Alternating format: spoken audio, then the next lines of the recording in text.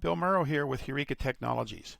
As digital marketers, we all have access to enormous amounts of data, but we're also burdened with many disparate systems where we need to go to analyze all of that data. That makes it tough to work through it all and even more difficult to compare your results between your channels. Not anymore. Now you can bring all of your channels together using Google Data Studio.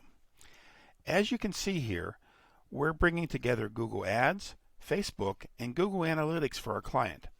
Soon we'll be adding other social media accounts and email marketing channels to create a consolidated view of their digital marketing performance. But that's not all.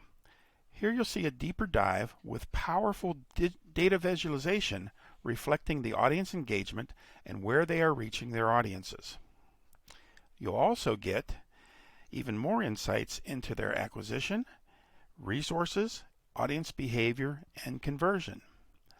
Next, we go deeper into behaviors, examining page views, bounce rates, as well as most popular pages.